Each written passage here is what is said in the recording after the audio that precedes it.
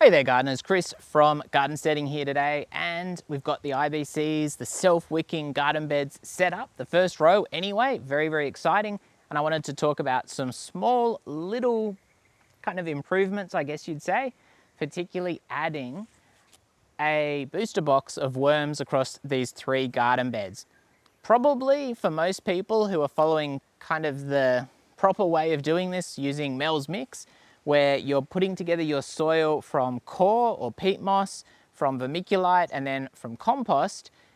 If you're using homegrown compost, this will be less of an issue, but if you're just buying the bag stuff like I had to do, because I just didn't have any other option, there's no worms in it. And so it does mean that while there's probably some good stuff going on in the compost side of things that is being thrown in, you don't have the advantage of those worms. And I know people do also mention to put in worm castings, and basically in this case here, that's what I'm doing. I'm going to be putting in a booster box of worms.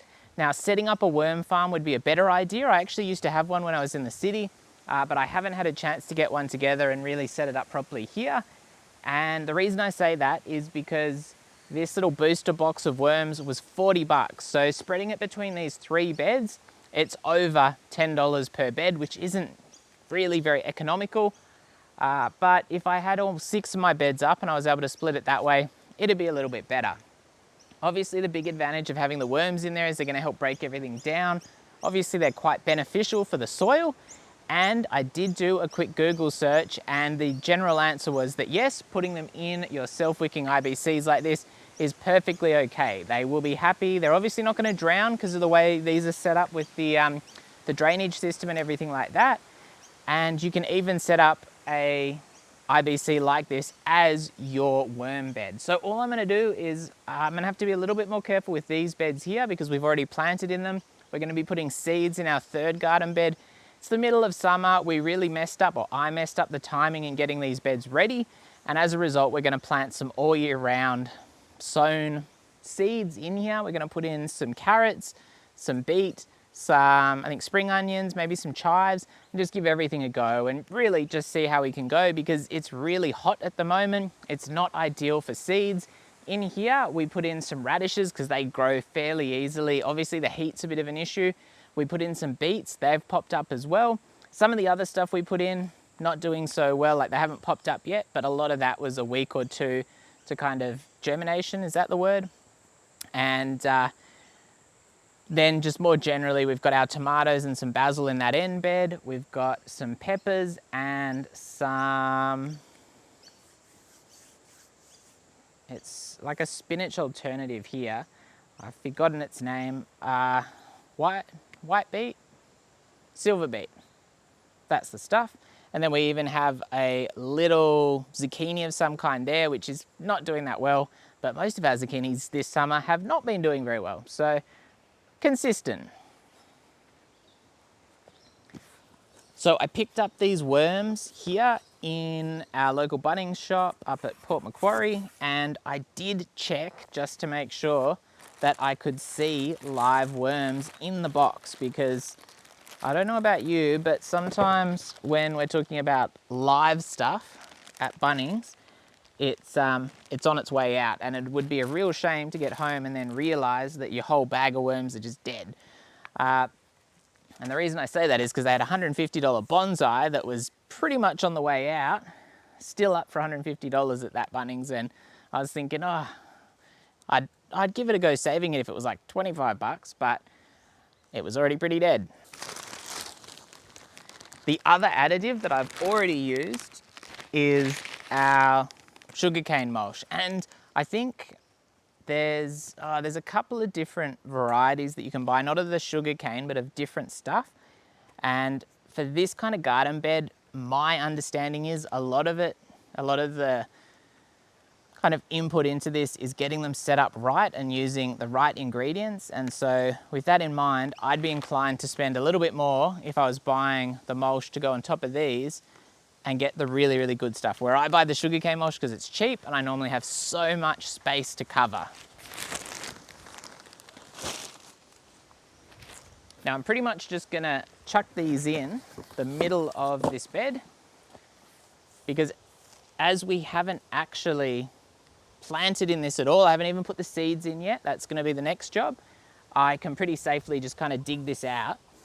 And while obviously these have only been done in the last week, while most of my garden is suffering from hydrophobia or being terrified of water, no, it's not holding water that well, even though I've actually made quite an effort to make the soil a bit better. These self-wicking beds with my approximation of Mel's mix are doing quite well, and that's core vermiculite, a little bit less vermiculite than they recommend, and then mixed compost with a little bit of our soil delivery mixed in. And this soil is so light, I think friable is the word people use, and yeah, really, really beautiful. And it's holding moisture pretty well, considering the fact it's got a big reservoir under the soil layer. So it is a very nice thing to see. It'll obviously kind of be interesting how it goes in the long term, because that is where really the kind of the judgment comes from, because most of my garden beds when I first put them in were pretty good, but after a year or a couple of seasons, not so good. So yep, you can see the live worms in there.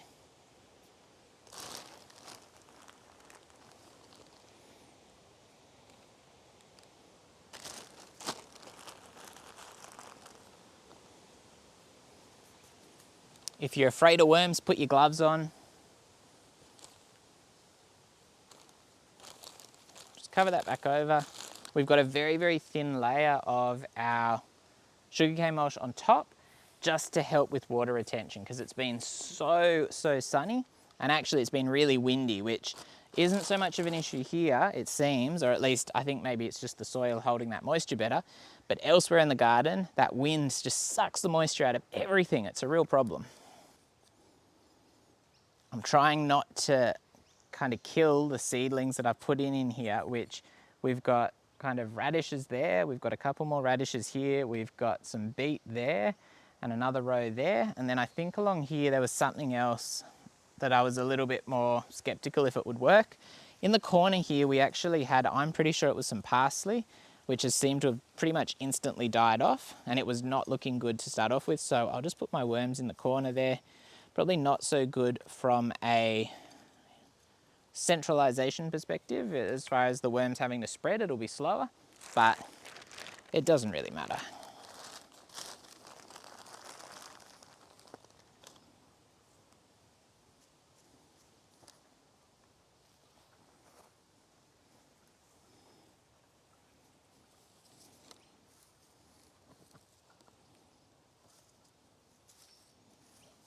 Get our sugarcane mulch back on top. And once the seedlings in particular are a little bit more established, I can add probably a little bit more sugarcane mulch, because again, one of the huge advantages of the wicking beds is it's being watered from below through these little pipes that I fill it back up with as far as the reservoir. Where one thing I do notice, and I've seen people saying, oh, put on like an inch of mulch to really keep the moisture in. And that's probably okay if you've got your irrigation lines under the mulch. But for me, when I try and do that, and I'm not putting on an inch, I'm putting on like maybe, what would it be? 2/5 of an inch, about a centimetre, maybe less, it does prevent the water getting in. So it's a bit of a double-edged sword if you don't do it right. Again, I'll chuck it over here in the corner just because it's out of the way.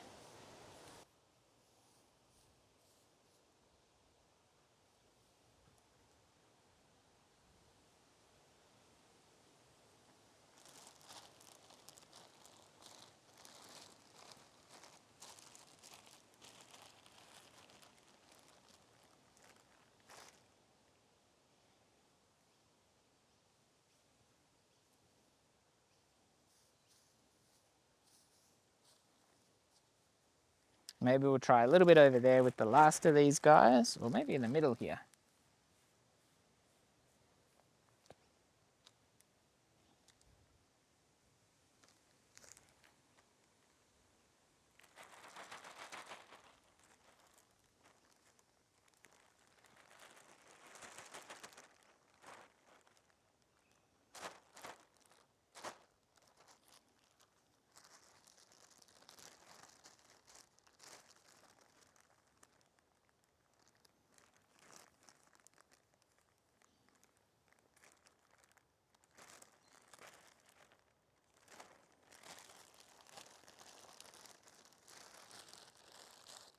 There's a little bit of cardboard in that bottom of the bag which can go in there. It's not going to hurt anything, and it's got worms on it.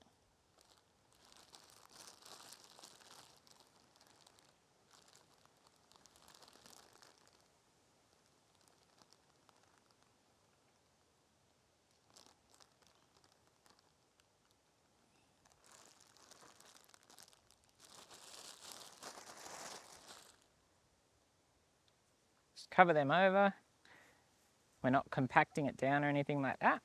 And there we go. So another job done. We've got our worms in our beds.